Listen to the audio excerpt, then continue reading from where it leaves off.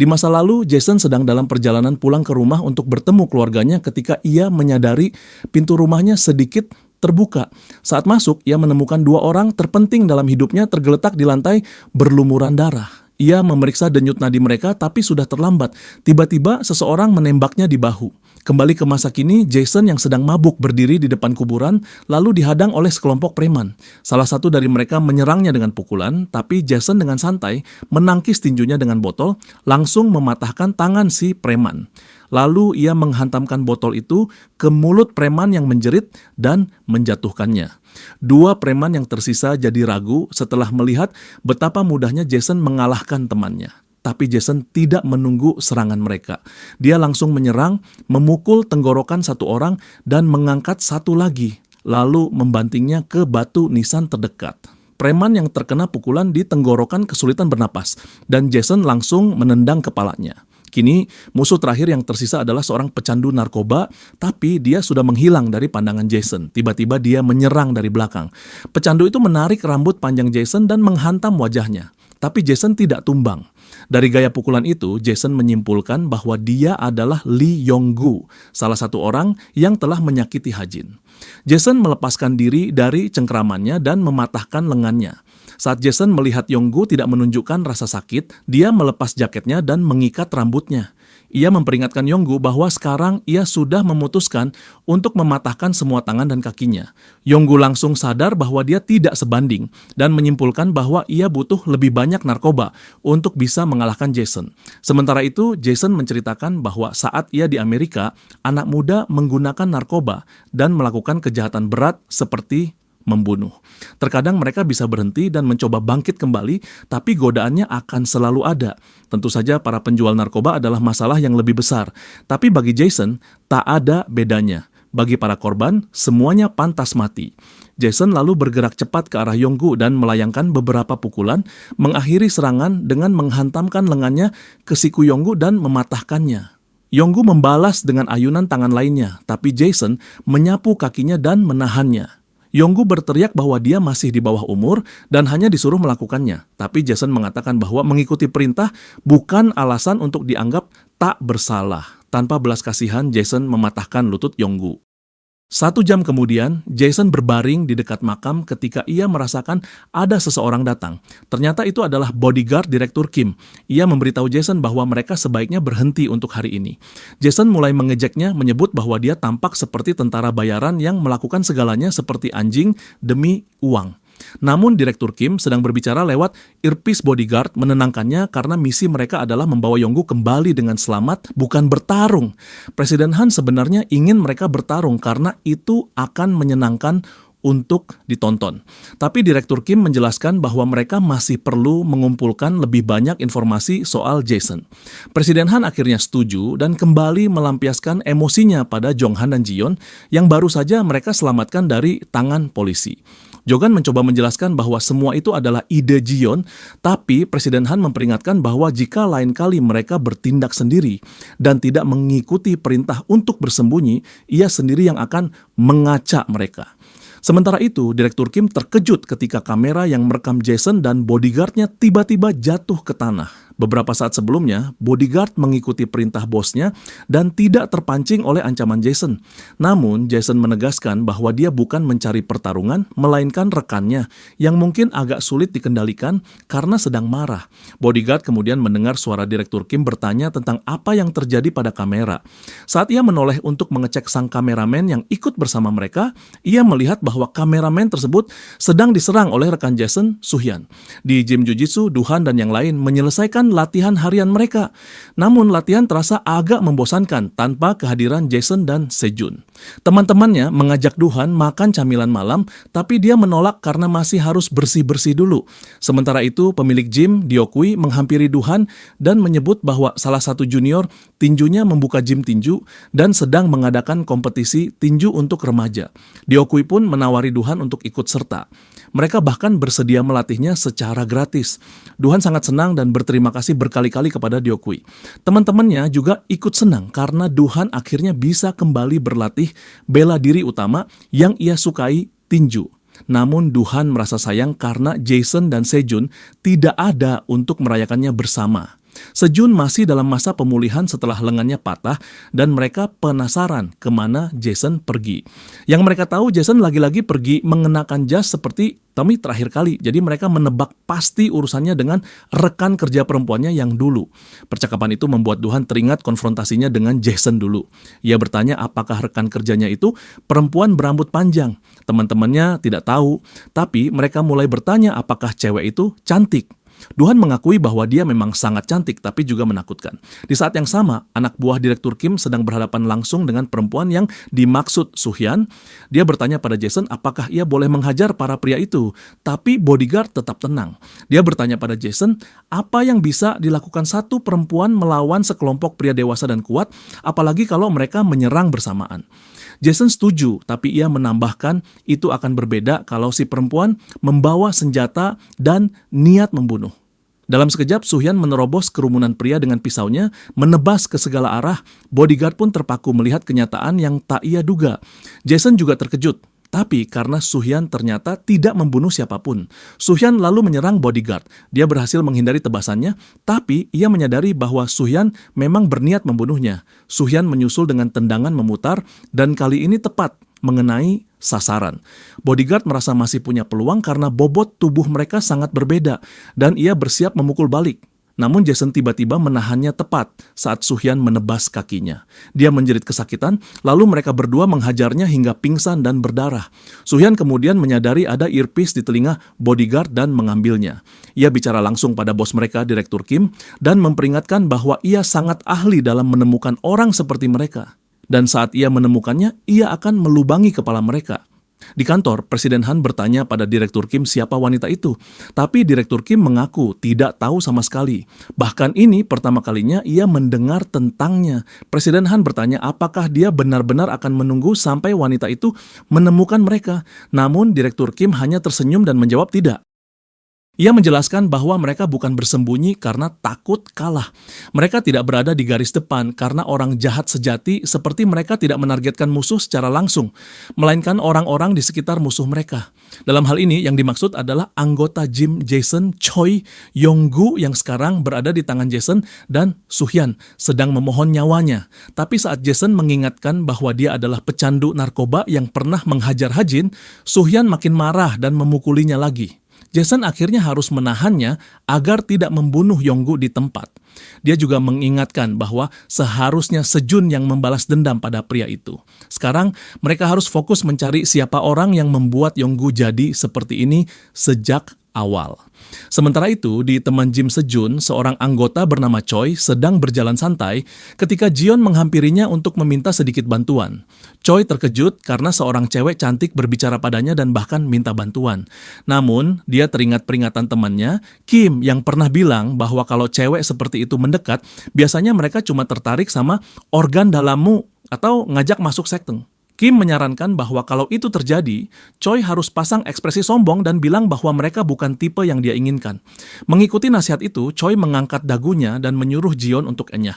Tapi Jion menjelaskan bahwa dia cuma kesulitan membuka kaitan bra belakang dan berharap Choi bisa bantu. Choi merasa malu dan akhirnya memutuskan untuk membantu. Tapi begitu ia berjalan ke belakangnya, tiba-tiba Jonghan menghantam perutnya dengan tinju. Choi dengan bingung bertanya mereka mau apa, dan Jonghan menjawab kalau mereka cuma punya hubungan buruk dengan seseorang. Bahkan Jion sekarang menyeringai sinis padanya, membuat Choi sadar kalau temannya benar. Cewek cantik nggak benar-benar suka sama dia.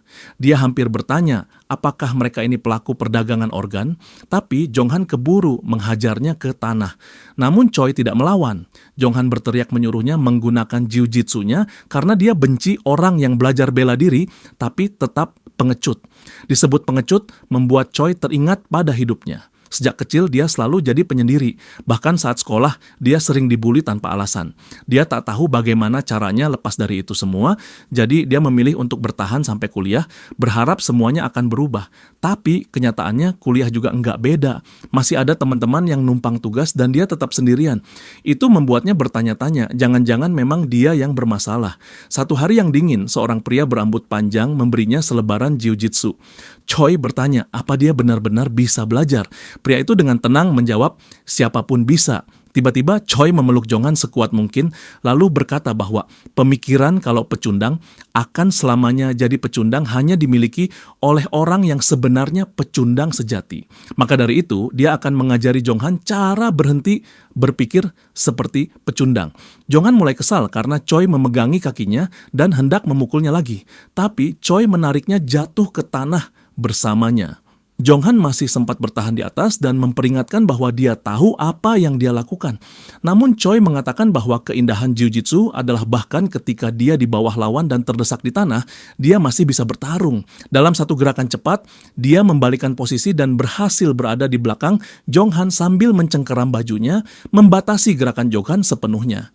Dia lalu naik ke atas tubuhnya dan mulai mencekik Jonghan. Sementara itu, Ji-yeon hanya bisa menyaksikan dengan kecewa karena Jonghan sepertinya mulai kalah oleh cowok kurus seperti Choi. Dia tak bisa menahan diri untuk membandingkan Jonghan dengan mantan pacarnya dulu, Sang-so. Jonghan merintih bahwa dia masih bisa menang, tapi kesadarannya perlahan memudar dan tubuhnya lemas di tangan Choi. Choi melepaskannya, tapi tiba-tiba Jonghan memukulnya lagi, pura-pura pingsan selama ini. Namun Choi membalasnya dengan mengunci lengannya dan memperingatkan bahwa jika Jonghan tak berhenti, dia akan serius. Jonghan tertawa dan berkata bahwa orang baik seperti Choi tidak akan pernah menang. Jonghan tiba-tiba mengarahkan pukulan ke selangkangan Choi. Itu yang dia pelajari langsung dari Sejun. Bertarunglah dengan curang. Choi menggeliat kesakitan, sementara Ji-yeon menyuruh Jonghan untuk segera menghancurkan kepala Choi seperti yang diperintahkan oleh Direktur Kim. Ji-yeon mengambil botol dan memberikannya ke Jonghan untuk digunakan. Dia tidak sadar bahwa Sang-so telah datang dan merebut botol itu dari tangannya. Sang-so tidak bisa tidur tiap malam karena khawatir Ji-yeon akan melewati batas. Dia juga menyuruh Jonghan pergi karena kehadirannya membuat Ji-yeon tersesat dalam jurang. Ji-yeon menegaskan bahwa dia dan Sang-so sudah putus, tapi Sang-so tidak peduli dan malah memeluknya erat, lalu membisikkan bahwa dia satu-satunya yang penting dalam hidupnya. Dia memohon pada Ji-yeon agar berhenti sebelum semuanya terlambat dan dia menerima hukuman. Sementara itu, Jonghan menyuruh Sang-so pergi karena hidup Ji-yeon sudah hancur. Tapi yang mengejutkan, Sang-so tidak datang sendirian. Seseorang berjalan bersamanya mendekat. Jonghan segera mengangkat lengannya bersiap menyerang. Orang itu bertanya pada Choi apakah dia baik-baik saja sambil menjelaskan bahwa dia sekarang merasa jauh lebih baik setelah lama beristirahat. Merasa diabaikan, Jonghan memutuskan untuk menyerang lebih dulu, tapi pria itu menyadarinya dan malah melayangkan pukulan balik. Sejun melepas topinya dan memberitahu semuanya bahwa sekarang dia sudah pulih sepenuhnya dan akan mulai menyingkirkan semua hama di sekitarnya. Jonghan terhuyung kesakitan setelah menerima pukulan telak di dadanya dari Sejun.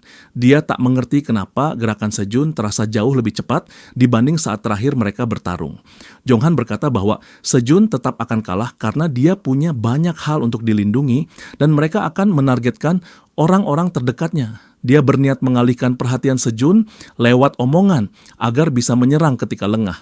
Tapi tak berhasil. Sejun langsung menghajarnya dengan lutut ke wajah, lalu menghujani Jonghan dengan pukulan demi pukulan tanpa memberi kesempatan untuk melawan. Meski begitu, Jonghan masih tersenyum dan berkata bahwa Sejun hanyalah boneka yang dikendalikan oleh atasan mereka. Tiba-tiba masuk anggota lain, Kim dari gym mereka yang sedang memantau lewat kamera. Sejun lalu mengajak Choi pergi, dan sebelum meninggalkan Jonghan yang tergeletak di gang, dia berkata bahwa dia tidak peduli meski hanya boneka. Dia hanya ingin memberitahu Yonggon bahwa dialah target selanjutnya. Sementara itu, Sang-so juga pergi bersama Ji-yeon, meninggalkan Jonghan yang berlumuran darah di gang.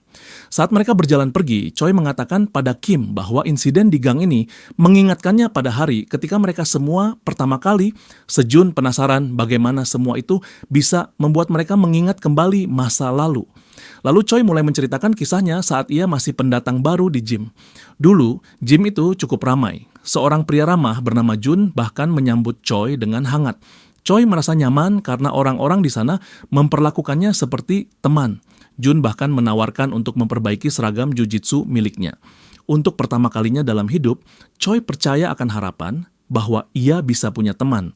Tapi setelah sebulan atau 2 bulan, harapan itu kembali hancur. Suatu hari ia sedang sparring dengan Jun dan ia melakukan tap out. Sejak saat itu, sikap orang-orang mulai berubah. Jun sendiri mencekiknya saat sparring dan memperingatkannya agar tidak datang lagi ke gym. Tak hanya itu, Jun juga menyebarkan rumor buruk tentang Choi, membuat semua orang enggan berlatih dengannya. Suatu hari saat ia sedang melamun, ada seseorang yang menghampirinya. Seorang gadis bernama Hajin. Hajin menawarkan untuk sparring dengannya. Awalnya Choi menolak, tapi Hajin berkata bahwa jika ia hanya duduk diam seperti itu, maka tak akan ada yang berubah. Choi tak sepenuhnya mengerti maksudnya, tapi ia merasa tidak kesepian lagi. Hajin yang saat itu baru berusia 16 tahun mulai rutin berlatih bersamanya. Sayangnya perlakuan buruk dari anggota gym belum berhenti. Suatu hari setelah latihan, Choi dibawa ke sebuah gang oleh Jun dan kawan-kawannya. Mereka mulai mengancamnya karena ia tak mau berhenti datang. Jun berkata bahwa orang lemah itu menyebalkan dan tak ada yang mau jadi partner teknik atau sparring Choi. Jadi lebih baik ia pergi saja. Choi tak mengerti apa kesalahannya dan mulai menangis, membuat mereka menertawakannya lebih keras. Saat itulah seorang asing bernama Kim muncul dan menyuruh mereka berhenti. Jun menyuruh Kim untuk tidak ikut campur, tapi Kim berkata ia cuma sedang merokok dan ia berdiri dimanapun ia mau. Tak lama Hajin juga datang dan langsung meninju Kim karena mengira dia salah satu dari para pengganggu. Kim menjelaskan bahwa dia juga baru di sana. Jun dan yang lainnya bingung kenapa tiba-tiba semua orang datang dan bercanda, apa ini, rapat pahlawan? Hajin meminta maaf pada Kim, lalu Jun dan teman-temannya bersiap pergi. Tapi Hajin berteriak menyuruh mereka minta maaf dulu pada Choi. Jun marah dan memperingatkan Hajin bahwa dia bisa saja terluka. Dia juga bertanya kenapa Hajin tidak pakai bahasa sopan saat bicara pada orang dewasa. Hajin menjawab bahwa dia tidak memakai bahasa sopan pada orang dewasa palsu dan pada mereka yang membenarkan kejahatan mereka. Jun makin marah dan menarik Hajin, tapi Hajin hanya tersenyum dan memperingatkan bahwa dia tidak datang sendirian. Tepat di belakang Jun berdiri Jason. Jason langsung memegang pundak Jun yang mulai panik dan mencoba menjelaskan. Tapi Jason hanya menggenggam pundaknya erat-erat hingga Jun berlutut kesakitan. Teman-teman Jun berkata bahwa mereka cuma ngobrol, tapi Jason membalas bahwa mereka bisa ngobrol dengannya pakai tubuh mereka. Jun berteriak meminta bantuan teman-temannya, tapi mereka semua ragu karena tahu siapa yang mereka hadapi, pelatih mereka sendiri, Jason. Sementara itu, Hajin menjelaskan pada Kim bahwa Jason adalah pelatih di gym mereka dan mengajaknya untuk mencoba Jiu-Jitsu. Akhirnya Jason melepaskan Jun dan memberitahu semua orang di sana bahwa Jiu-Jitsu itu untuk siapa saja, entah dia seorang pecundang atau bukan. Yang terpenting adalah bahwa kamu tumbuh jadi dirimu yang lebih baik dari sebelumnya. Namun ada pengecualian untuk orang-orang yang tidak menghargai orang lain dan meremehkan mereka. Karena itu, dengan sopan Jason meminta Jun dan teman-temannya untuk tidak kembali lagi ke gym. Dengan harga diri yang hancur, Jun pergi tanpa berkata apa-apa, diam-diam berjanji bahwa mereka sudah salah pilih orang untuk diusik. Beberapa hari kemudian beredar rumor aneh bahwa Jason memukul seseorang di luar gym. Pemilik gym diakui jadi berada di posisi sulit karena para anggota menuntut agar Jason dikeluarkan dari gym atau mereka ingin uang iuran mereka dikembalikan. Saat pemilik gym bertanya pada Jason, dia bahkan tidak membela diri karena malas bicara dengan orang yang mudah terpengaruh oleh cerita yang belum tentu benar. Choi tidak ingin ada orang lain yang terluka karenanya. Jadi dia malah mengaku bersalah dan sukarela keluar dari gym. Hal ini membuat Hajin sangat marah. Dia berteriak ke semua orang dan memberitahu pemilik gym tentang kejadian yang sebenarnya hari itu. Sang pemilik pun memutuskan bahwa perundungan tidak bisa ditoleransi di gymnya dan mengembalikan seluruh uang iuran para anggota yang lain. Sejak saat itu, Diokui mulai mengganti uang sewa bulanan dengan bekerja sebagai kurir di luar jam kelas. Choi pun minta maaf dan mengakui bahwa semua masalah ini berawal darinya. Tapi si pemilik hanya tersenyum dan mengatakan bahwa itu bukan karena Choi, dia hanya melakukan pekerjaannya dan tanggung jawabnya. Choi tidak bisa menahan air mata, tersentuh oleh kedewasaan pemilik gym. Tak hanya itu, pertemanan baru pun mulai tumbuh saat Kim juga bergabung dan mendaftar di gym. Kembali ke masa kini, Sejun merasa senang mendengar kisah ini tentang teman-temannya, sementara Kim mulai berkaca-kaca sambil tertawa. Sementara itu, Direktur Kim sedang menerima tamu baru di kantornya. Ia mulai bertanya pada tamunya tentang kondisi Sejun. Setelah menerima laporan, ia bertanya apakah Sejun sekarang sudah bisa memberikan pertunjukan yang bagus saat melawan Yonggon. Siapa informan tersebut? tak lain adalah Duhan sendiri. Beberapa bulan yang lalu, saat Duhan dan Sejun mulai memburu para peserta turnamen, ada satu momen di mana Sejun pergi untuk menyelamatkan Hajin, meninggalkan Duhan bersama Direktur Kim. Waktu itu, Direktur Kim mengingatkannya bahwa mereka punya kontrak. Duhan harus ikut kompetisi sampai ia dewasa, atau keluarganya akan mendapat ancaman fisik. Kini hanya tinggal beberapa bulan sampai Duhan jadi dewasa.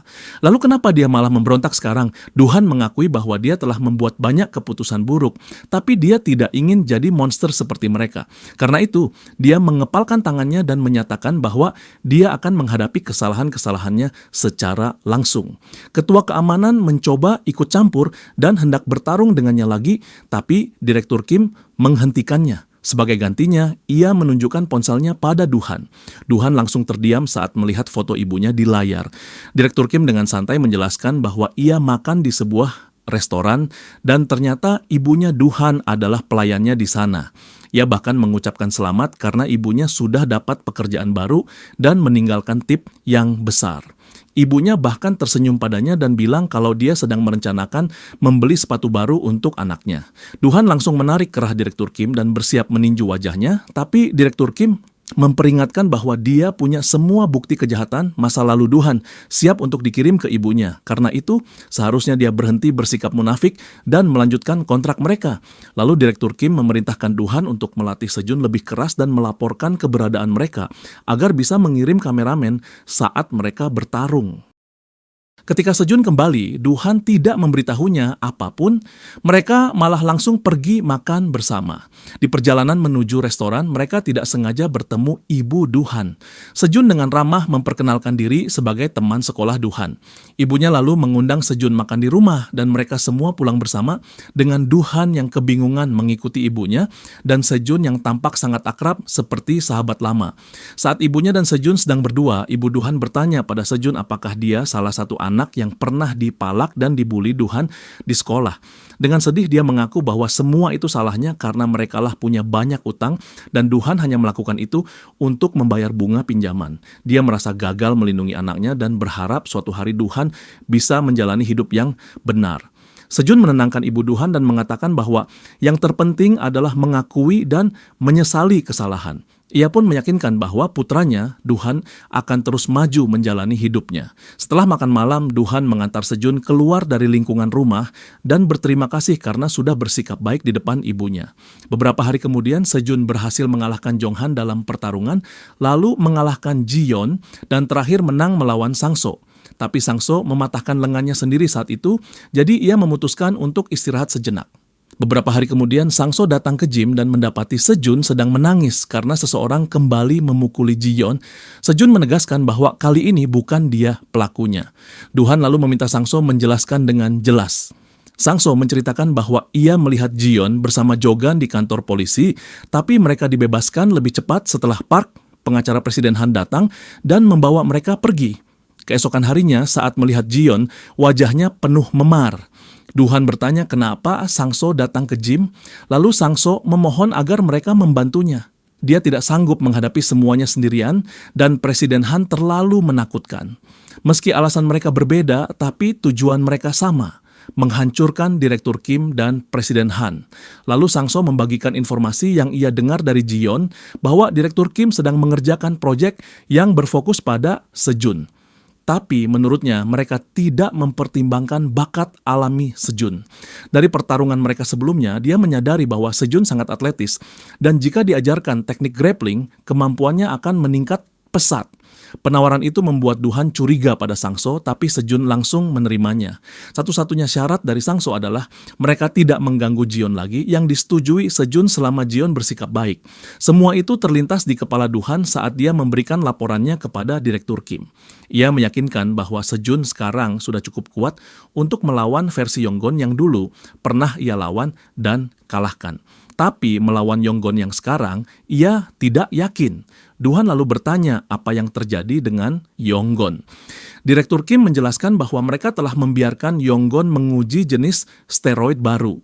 Sayangnya lawan terakhirnya jauh lebih kuat dan tes tersebut tidak berjalan dengan baik. Oleh karena itu, dia ingin Duhan menjadi pasangan tes baru. Tiba-tiba Yang Don menyerang Duhan, tapi Duhan menghindar dan memberikan pukulan yang bersih di wajah Yonggon. Di masa lalu, pukulan seperti itu dari Duhan akan mengakhiri Yonggon, namun sekarang dia hanya tertawa. Direktur Kim menjelaskan bahwa obat baru ini memblokir reseptor rasa sakit, jadi meskipun dia dipukul di titik vitalnya, itu tidak akan berakhir. Duhan kebingungan dengan eksperimen ilegal yang jelas-jelas dilakukan ini, tapi Direktur Kim mengakui bahwa dia memberikan dosis yang jauh lebih lemah pada orang lain di sekolah. Sejun sedang tidur di kelas ketika tiba-tiba seseorang masuk ke ruangan dan menemuinya. Itu adalah mantan pembuli lama, Jae Seok, yang kini memiliki tubuh berotot. Teman-teman sekelas mereka ternganga melihat fisik baru Jae Seok, tetapi Sejun tidak terpengaruh olehnya. Ia berdiri tegak dan bertanya pada Jae Seok apakah dia sedikit lebih besar dan ingin mencoba lagi. Jae Seok mengeratkan giginya dan mengingatkan Sejun bahwa Duhan akan lulus dalam beberapa bulan. Oleh karena itu, mereka harus mengetahui siapa yang akan menjadi top dog setelah dia pergi. Sejun dengan santai berkata bahwa dia bisa jadi top dog jika mereka tidak mengganggu anak-anak yang tidak bersalah. Teman sekelas Sejun bertanya apakah dia perlu memanggil guru, tetapi pembuli lain, John Seok, langsung mencekiknya. Sejun langsung memukul wajah John Seok, menjatuhkannya. Bahkan Jae Seok pun terkejut melihat kecepatan Sejun. Namun dia tetap ingin bertarung dan menyerang Sejun dengan pukulannya. Sejun menghindar dari pukulan pertama dan bergerak di belakangnya. Namun kecepatan Jae Seok juga tidak bisa dianggap enteng karena dia berhasil berbalik dan menyerang Sejun dengan pukulan turun. Sejun mundur dan kali ini John Seok menangkap kepala Sejun dan mulai memukul wajahnya. Sejun menekan tubuhnya ke bawah dan John Seok menyadari bahwa dia akan di-tackle mundur. Namun, itu bukan tackle, melainkan posisi bertahan dan Sejun membelitkan kakinya di tubuh bagian bawah John Seok. Kembali di kantor, Duhan masih berkata kepada Direktur Kim bahwa Sejun akan memiliki keunggulan melawan orang-orang yang menggunakan obat meskipun mereka memiliki kondisi fisik yang lebih baik. Teknik yang diperoleh melalui kesabaran dan usaha tetap akan menentukan siapa yang menang dalam pertarungan. Direktur Kim tertawa dan mengatakan bahwa orang yang mengatakan kesabaran dan usaha hanyalah orang-orang yang tidak berbakat. Namun Duhan membalas bahwa orang dengan bakat tapi tanpa usaha tidak akan pernah mengalahkan kerja keras. Tetapi bagaimana jika seorang jenius dengan bakat juga bekerja keras? Sejun menunjukkan fenomena ini ketika dia dengan mudah membalikkan tubuh Jae Seok yang berotot, memasukkannya ke dalam posisi armbar dan mematahkan lengannya. Meskipun Jae Seok berteriak kesakitan akibat lengan yang patah, dia masih berhasil menggigit Sejun cukup keras hingga Sejun terpaksa melepaskannya. Saat mereka berdiri, Sejun bingung mengapa Jae Seok masih ingin bertarung meski lengannya sudah patah. Sementara itu, John Seok juga kesal karena Direktur Kim berjanji bahwa obat-obatannya akan menghilangkan rasa sakitnya, namun lengan yang patah jelas-jelas masih terasa sakit. Sejun mencoba bertanya apakah dia menggunakan obat-obatan Direktur Kim, tetapi John Seok malah memukulnya dengan lengan yang tidak patah. Namun Sejun hanya menamparnya, tubuhnya gemetar karena tidak bisa memahami mengapa gerakan Sejun bisa begitu cepat dan terampil. Sejun dengan cepat meluncur di belakangnya lagi dan memberikan tamparan di pipi Jae Seok yang lainnya. Dengan Jae Seok kini terjatuh, Sejun berlutut di depannya dan kembali bertanya tentang Direktur Kim. Namun Jae Seok menjawab bahwa mereka masih jauh lebih menakutkan darinya dan mengeluarkan pil terakhirnya dari saku. Dia hendak menelannya ketika Sejun tiba-tiba menendang pil itu jauh dari tangannya. Sejun kemudian mengambil pil tersebut dan mengancam akan menghancurkannya jika Jae Seok tidak memberitahunya. Tanpa pilihan lain, Jae Seok mengakui bahwa itu adalah obat ilegal dari Direktur Kim. Ia diberitahu bahwa jika meminumnya, dia bisa mengalahkan Sejun dalam waktu singkat. Sejun kemudian bertanya di mana Jae Seok bertemu dengan Direktur Kim, dan ketika Jae Seok tidak menjawab, Sejun kembali memukulnya. Akhirnya Jae Seok mengungkapkan bahwa yang dia tahu adalah dia bertemu dengan orang yang bertanggung jawab membuat narkoba, yaitu Direktur Jang, orang yang paling berbahaya yang pernah dia temui. Di sebuah pabrik, seorang pengguna narkoba yang terlibat sedang memohon kepada Direktur Jang bahwa dia tidak bisa lagi mengonsumsi narkoba. Direktur Kim memberitahunya bahwa kontrak mereka hanya berlaku sampai seseorang menjadi dewasa, jadi mereka harus membiarkannya pergi. Namun, Direktur Jang membalas bahwa dia bukan Direktur Kim, dan dia masih belum melunasi semua utang narkobanya. Jika dia berhenti sekarang, hidupnya akan menjadi lebih sulit. Direktur Zhang memberinya 1 hari lagi untuk berpikir. Sementara itu, di luar pabrik yang sama, pemimpin geng yang diperas oleh Jason untuk bekerja untuknya sedang mengawasi area sekitar dan melaporkan kepada Jason mengenai lokasi dealer narkoba. Pemimpin geng khawatir jika dia terjebak dalam bisnis kotor ini, namun Jason memberi instruksi lebih lanjut agar dia menyamar dan mempelajari lebih lanjut tentang tempat itu. Sayangnya, ketakutan terburuk pemimpin geng menjadi kenyataan ketika Direktur Zhang tiba-tiba mengetuk kaca mobilnya dan meminta untuk berbicara di telepon. Direktur Zhang terus mengetuk kaca mobil, mendesak mereka untuk keluar atau mereka akan mati. Pemimpin geng melaporkan kepada Jason bahwa mereka sepertinya telah tertangkap, namun salah satu anak buahnya memutuskan untuk menangani masalah ini sendiri. Dia keluar dari mobil dan tiba-tiba memukul Direktur Zhang. Tidak hanya itu, gangster lainnya juga memutuskan untuk membantu temannya. Namun, alih-alih terluka, Direktur Zhang tampaknya malah terangsang dengan rasa sakit yang diterimanya dan menikmatinya. Kedua gangster itu mulai memukuli Direktur Zhang, sementara pemimpin geng dengan senang hati melaporkan kepada Jason bahwa anak buahnya tampaknya sudah menangani masalah ini. Tetapi alih-alih merasa lega, Jason justru bertanya bagaimana Direktur Zhang merasakannya. Ketika pemimpin geng memeriksa, dia terkejut melihat Direktur Zhang tidak hanya tersenyum, tetapi malah memohon agar gangster itu memukulnya lebih keras. Para gangster merasa terganggu dengan perilaku gila itu dan menyuruhnya pergi. Namun Direktur Zhang yang seperti monster menyerang balik, menendang salah satu dari mereka di pergelangan kaki dan menjatuhkannya dengan pukulan. Sebelum bisa menyerang gangster lainnya, pemimpin geng akhirnya menyerah dan menyerahkan telepon kepada Direktur Zhang setelah Jason memberinya izin. Di telepon, Direktur Zhang bertanya apakah dia benar-benar Jason yang sedang mengejar mereka. Jika iya, dia sebaiknya berhenti dan fokus membantu anak buah mereka melawan Sejun yang melawan anak buahnya sendiri, Yonggon, yang sudah diperkuat dengan lebih banyak narkoba. Dia juga meminta Jason untuk tidak menelepon polisi atau mereka akan terpaksa mengganggu tidak hanya dengan Sejun, tetapi juga semua orang di sekitar Jason. Setelah semua permintaan itu, Jason akhirnya memotong percakapan Direktur Zhang dan memberitahunya bahwa dia terlalu banyak bicara sebelum menutup telepon. Jason kemudian dengan tenang bertanya kepada orang di sampingnya di gym, Detektif Zhang, apa yang harus mereka lakukan selanjutnya. 1 jam sebelumnya, Detektif Zhang sedang tidur di kantor polisi ketika bawahannya membangunkannya untuk memberi laporan tentang kasus tabrak lari yang ia tangani. Terakhir kali, ia meminta rekaman CCTV untuk melacak mobil yang digunakan Yonghan untuk melarikan diri dari Detektif Zhang dan mereka menemukannya menuju ke sebuah tempat parkir bawah tanah. Di CCTV di tempat parkir, mereka menemukan seorang pria yang mengenakan hoodie hampir membunuh Yonghan dengan kapak.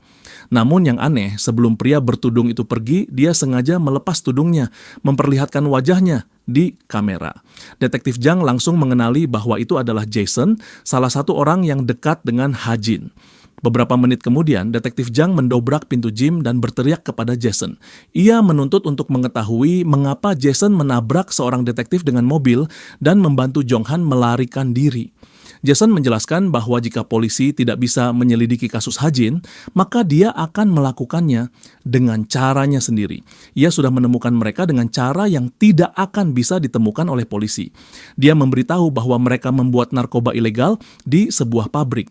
Pecandu narkoba yang dihasilkan dapat menyebabkan kekacauan, jadi lebih baik mereka mencabut akar masalahnya secepat mungkin agar tidak ada lagi korban berikutnya seperti Hajin. Dia kemudian mengakui bahwa dia sedang berbicara dengan orang yang bertanggung jawab atas narkoba itu di telepon sekarang.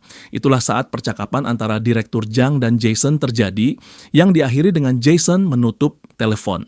Setelah panggilan itu, Jason bertanya kepada Detektif Zhang apa yang harus mereka lakukan sekarang. Detektif tidak bisa hanya fokus pada satu kasus atau melindungi semua orang, tetapi Jason bisa. Dia bisa melakukan pekerjaan yang tidak bisa dilakukan oleh detektif, sementara detektif bisa melakukan pekerjaan yang tidak bisa dilakukan Jason. Detektif bertanya kepada Jason apa yang akan dia lakukan dengan Sejun, karena mungkin lebih baik jika mereka menghentikannya sebelum dia terluka parah. Mendengar itu, Jason menjelaskan bahwa ada hal-hal yang harus dilakukan seseorang dengan tangannya sendiri, terutama jika dia menyalahkan dirinya sendiri, seperti yang dilakukan Sejun, meskipun pada akhirnya itu sia-sia. Jason mengenang masa lalunya sendiri, di mana dia akhirnya berdiri di antara tubuh-tubuh yang berlumuran darah dalam perjalanan balas dendamnya. Di sekolah, Ibu Jae-siak menuntut agar kepala sekolah menghukum Sejun karena telah mematahkan lengan anaknya. Namun kepala sekolah ragu karena terakhir kali mereka melakukannya, ternyata ayah Sejun dekat dengan ketua sekolah itu sendiri. Namun Ibu Jae-siak tidak terima dan menuntut agar orang brengsek seperti Sejun dihukum. Konfrontasi mereka terhenti ketika seorang guru datang dan memberitahu mereka bahwa ada sesuatu yang terjadi di koridor. Mereka semua meninggalkan kantor dan terkejut menemukan Duhan dan anak-anak preman lainnya. Kepala sekolah bertanya kepada mereka semua apa yang mereka lakukan di sana. Lalu Sejun memberitahu bahwa mereka semua adalah saksi Sejun yang melukai Jae-siak hanya untuk membela diri. Ibu Jae-siak marah dan tersinggung atas tuduhan tersebut dan menampar Duhan. Tetapi sebelum tangannya menyentuh pipi Duhan, Duhan sendiri berputar dan melontarkan dirinya ke dinding. Kepala sekolah dengan cepat meminta Ibu Jae-siak untuk tidak menggunakan kekerasan terhadap siswa-siswanya, sementara Sejun pergi membantu Duhan. Ibu Jae-siak semakin marah dan menuduh mereka telah melukai diri mereka sendiri, yang secara teknis benar, namun tidak ada yang tahu itu. Beberapa adegan kemudian, detektif menjelaskan kepada Ibu Jae-siak hasil penyelidikan singkatnya. Ternyata semua cerita dari murid-murid itu cocok dan Jae-siak lah yang pertama kali melakukan kekerasan di sekolah. Tidak hanya itu, Duhan menunjukkan buku catatan yang berisi uang yang telah diperas oleh Jae-siak dari siswa lainnya. Ibu Jae-siak tidak bisa menerima ini dan membantah polisi sambil menunjukkan bahwa dialah yang memberi penghasilan kepada polisi lewat pajaknya. Petugas polisi berterima kasih padanya atas pajaknya, namun menegaskan bahwa ia adalah pembela rakyat. Ia kemudian menyarankan agar ia tidak menggugat karena lebih baik jika sekolah memberikan hukuman yang sesuai kepada anaknya. Ibu Jae-siak gemetar dan marah, sementara kepala sekolah menenangkannya dan petugas polisi keluar dari ruangan. Sebelum pergi, petugas polisi memberitahu Sejun bahwa meskipun sekolah akan menghukum Jae-siak, Sejun tetap melakukan kekerasan di sekolah. Ia tidak tahu cerita di balik itu, tetapi ia menyarankan mereka untuk tidak menggunakannya. Ia juga memberitahu Duhan bahwa meskipun dia melakukan hal yang benar, ia tetap melakukan kesalahan dan akan dihukum. Setelah itu, petugas polisi pergi meninggalkan kedua siswa SMA tersebut dalam kekaguman pada petugas polisi yang keren. Beberapa hari kemudian, Hajin dan Sejun kembali menghabiskan waktu bersama di sebuah arcade bermain game pertarungan. Setelah beberapa permainan, Hajin pergi ke kamar mandi, sementara Sejun menuju ruang karaoke untuk bernyanyi beberapa lagu bersama Hajin. Tiba-tiba, seorang pria tampak seperti preman memasuki ruang tersebut. Belum diketahui bahwa dia adalah Direktur Jang. Direktur Jang dengan santai memegang kepala Sejun yang tak curiga dan menabrakkannya ke mesin karaoke. Ia kemudian memberitahu Sejun yang sudah berlumuran darah bahwa ini adalah balasan karena guru Sejun menutup telepon saat sedang berbicara dengannya. Saat masih kecil, Sejun menangis terisak-isak ketika ibunya dirawat di rumah sakit karena sakit. Ibunya menenangkan Sejun dan menjelaskan bahwa jantungnya hanya sedikit lebih lemah dari orang lain yang membuat Sejun rela memberikan hatinya untuk ibunya. Namun ibunya hanya tersenyum dan memberitahunya untuk menjaga kesehatan. Dia kemudian memberinya hadiah, yaitu hoodie buatan tangan yang dia buat sendiri. Sejun menunjukkan bahwa hoodie itu terlalu besar bahkan untuk ayahnya. Tapi ibunya meyakinkan bahwa dia akan segera tumbuh besar dan cukup kuat untuk memakainya. Ibunya memberi hoodie itu lebih awal karena mungkin dia tidak bisa memberikannya di masa depan. Sejun bertanya kepada ibunya kemana dia akan pergi. Ibunya dengan menangis menjawab bahwa dia akan selalu ada di dalam hati Sejun. Tidak lama setelah itu, Tuhan membawa ibu Sejun ke surga dan untuk pertama kalinya dalam hidupnya, dunia Sejun hancur. Dunia bahkan tidak memberi ayahnya waktu untuk berduka karena ia harus kembali bekerja untuk mencukupi kehidupan mereka. Namun ayahnya tidak bersedih. Meskipun ia tidak merawat Sejun, ia merasa sedih karena kenyataan bahwa ibunya telah tiada. Untungnya saat itulah Hajin mulai memasuki hidup Sejun, pergi ke tempatnya untuk berjalan bersama ke sekolah. Hajin selalu berada di sisinya, kadang bertindak seperti saudara, kadang bertindak seperti teman biasa, kadang bertindak seperti kekasih, dan kadang bertindak seperti ibu. Lalu, mengapa dia tidak membalas pesan Hajin ketika dia sedang dipukuli? Wajahnya yang penuh memar terlintas di benak Sejun. Akhirnya Sejun sadar setelah dipukul oleh Direktur Jang dan pingsan. Keheranan Direktur Jang saat melihat Sejun menendangnya, namun Hajin memeluk dan melindunginya. Sejun dengan cepat berguling dan malah membiarkan tubuhnya menerima pukulan tersebut. Ia meminta maaf kepada Hajin dan memberitahunya bahwa sekarang giliran dia. Sejun lalu langsung menabrakkan tubuhnya ke arah Direktur Jang dan melancarkan pukulan kanan dan kiri yang berat ke wajahnya. Direktur Jang tertawa dan memohon kepada Sejun untuk memukulnya lebih keras lagi. Tentu saja Sejun memenuhi permintaan itu dan menghantamkan tinjunya yang terkepal ke tengkorak Direktur Jang. Beberapa menit berlalu dan Hajin mulai khawatir bahwa Direktur Jang bisa mati jika Sejun terus melanjutkannya. Namun Sejun memberitahunya bahwa dia sudah membuat keputusan. Karena musuh seperti mereka terus-menerus kembali, maka Sejun memutuskan untuk menyingkirkan mereka demi melindungi Hajin. Sejun terus menghantamkan kepala Direktur Jang ke mesin, namun Direktur Jang masih tersenyum tanpa henti dan mengatakan bahwa Sejun harus cepat-cepat membunuhnya sebelum polisi datang. Jika Sejun gagal, Direktur Jang berjanji akan membunuh semua orang di sekitarnya setelah keluar dari rumah sakit. Karena itu, Sejun menyeretnya ke sebuah karaoke terdekat dan melanjutkan serangannya dengan sebuah mikrofon. Namun, akhirnya Hajin yang menangis menghentikannya dan berteriak padanya bahwa ini bukan lagi pembelaan diri.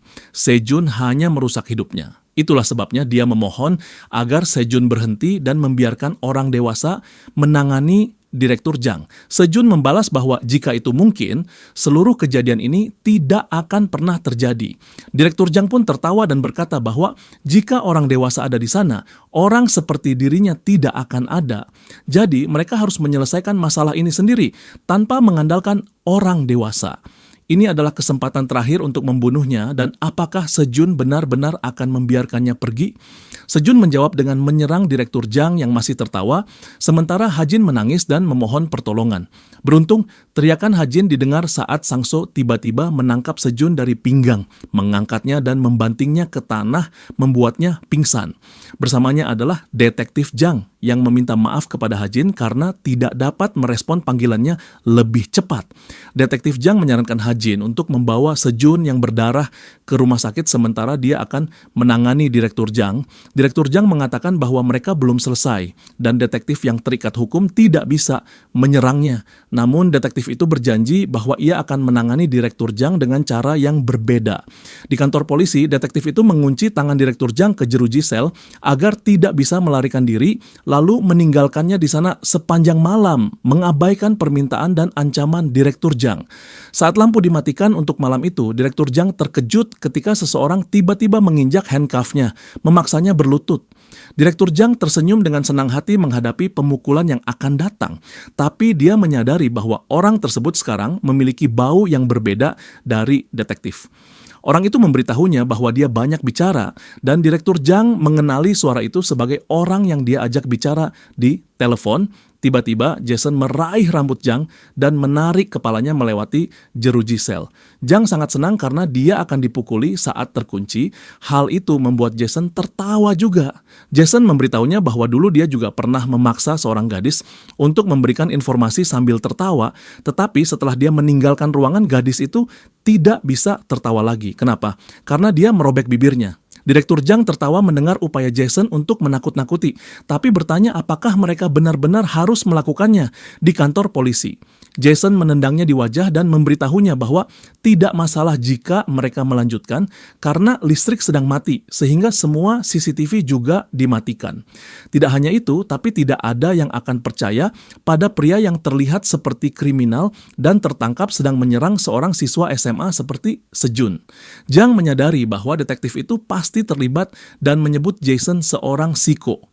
Jason memberitahunya bahwa sampah seperti Jang hanya perlu dihukum secara fisik sebelum diserahkan kepada hukum.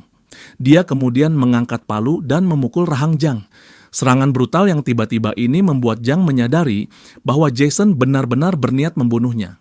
Jang dengan gemetar menunjuk bahwa menggunakan senjata adalah kecurangan. Dia tertawa dan mendorong Jason untuk menggunakan tangan kosong untuk memukul. Sebagai tanggapan, Jason kembali mengayunkan palunya. Jang menutup bibirnya yang berdarah, tapi Jason menginjak belenggu Jang lagi, memaksanya untuk meletakkan tangannya ke tanah. Jang mencoba memintanya untuk menunggu, tapi Jason terus mengayunkan palu. Jason kemudian berhenti sejenak dan menghitung gigi-gigi Jang. Dia kemudian memberitahu Jang bahwa dia akan memastikan Jang tidak akan mati begitu saja dan mengangkat palunya sekali lagi. Di rumah sakit, Sejun meyakinkan Ha-jin bahwa dia baik-baik saja, tapi Ha-jin berteriak padanya. Dia bertanya siapa penyerangnya dan apakah ini terkait dengan kasusnya. Dia mulai meneteskan air mata karena merasa bahwa dia telah membahayakan Sejun, tapi Sejun hanya merapikan rambutnya dan mencoba membuatnya tertawa dengan berkata bahwa dunia ini tidak begitu tertarik padanya seperti yang dia kira. Ha-jin memukul Sejun di sisi tubuhnya dan memberitahunya bahwa dia tidak bisa mencoba menghindari semuanya dengan bercanda. Beberapa saat kemudian, Jason tiba dan meminta izin kepada Ha-jin untuk berbicara dengan Sejun sendirian. Ha-jin melihat wajah serius Jason dan langsung setuju. Setelah dia pergi, Jason meminta maaf kepada Sejun dan memberitahunya bahwa dia tidak mengira Direktur Jang akan datang mencarinya begitu saja. Dia menjelaskan bahwa Jang adalah bagian dari kelompok yang sedang mereka lawan, tapi ini merupakan kejahatan yang lebih besar dari yang dia kira. Jason mencoba menyerahkannya ke polisi, tapi segalanya berjalan salah. Jason juga memberitahunya bahwa Jang adalah orang yang mengelola proses produksi narkoba ilegal dan memasoknya kepada siswa-siswa seperti Yang Gan.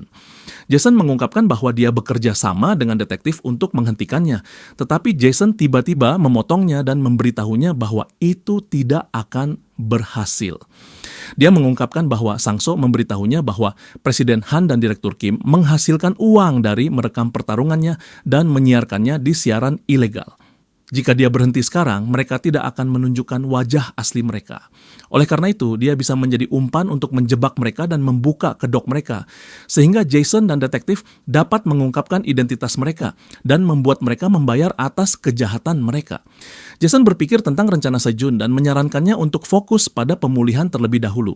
Ketika Sejun bertanya apa yang terjadi pada Direktur Jang, Jason mengakui bahwa Jang saat ini memiliki patah tulang orbital di tulang pipinya, tulang rahangnya hancur, dan semua giginya hilang. Direktur Kim dan Presiden Han juga mengetahui kondisi Jason, tetapi polisi memberitahu mereka bahwa dia terluka di selnya. Namun, mereka curiga bahwa Jason memiliki hubungan dengan polisi. Presiden Han penasaran mengapa Direktur Jang bergerak pertama kali, tetapi ia meyakinkan Direktur Kim bahwa itu bukan masalah besar. Mereka mungkin akan menghentikan produksi narkoba mereka untuk sementara waktu. Ia memberitahu Direktur Kim bahwa terkadang serangan adalah pertahanan terbaik dan mungkin dia sendiri harus berlatih ringan dengan Sejun dan Ha-jin. Di gym baru, Duhan bertanding dengan anggota gym reguler dan pelatihnya sangat senang melihat betapa hebatnya Duhan. Anggota gym lainnya bahkan tidak percaya bahwa Duhan hanya seorang siswa SMA. Pelatih meyakinkan Duhan bahwa dengan dirinya mereka akan dengan mudah memenangkan kompetisi dan Duhan tidak perlu khawatir tentang uang. Pelatih bertanya kepada Duhan apakah dia pernah bertarung dengan seseorang yang setara dengan kemampuannya, dan Duhan menjawab bahwa hanya ada 2 orang yang pernah lebih baik dari dirinya dalam tinju. Orang pertama adalah bodyguard, meskipun mereka memiliki perbedaan berat badan, dan dia memiliki keterampilan yang bagus. Orang kedua adalah Presiden Han sendiri dengan berat badan yang lebih rendah darinya, namun Duhan tidak bisa bertahan melawan Presiden Han. Apalagi tinju bukanlah spesialisasi Presiden Han. Sementara itu, Direktur Kim memberi saran kepada Presiden Han untuk tidak mengungkapkan identitasnya di depan umum terlebih dahulu, karena di Korea tidak banyak pemegang sabuk hitam jujitsu, jadi identitasnya mudah ditemukan. Sebagai gantinya, Direktur Kim menyarankan Presiden Han untuk bekerja di tempat ayahnya. Maka Han pun pergi bekerja sebagai asisten manajer di perusahaan ayahnya. Di sana atasan-atasannya memberinya lebih banyak pekerjaan yang harus dikerjakan lembur. Ketika dia hampir selesai bekerja, dia tanpa sengaja bertemu dengan wakil ketua perusahaan di lift. Mengejutkan, wakil ketua memecat sekretarisnya ketika Han masuk ke lift. Ketika mereka berdua sendirian, wakil ketua mulai bertanya mengapa Han memakai ransel ke kantor yang tidak profesional.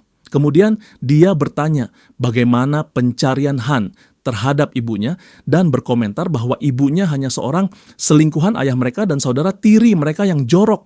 Dia menyarankan Han untuk merendahkan diri di perusahaan karena tempat tertinggi yang bisa dia capai adalah penjaga toilet.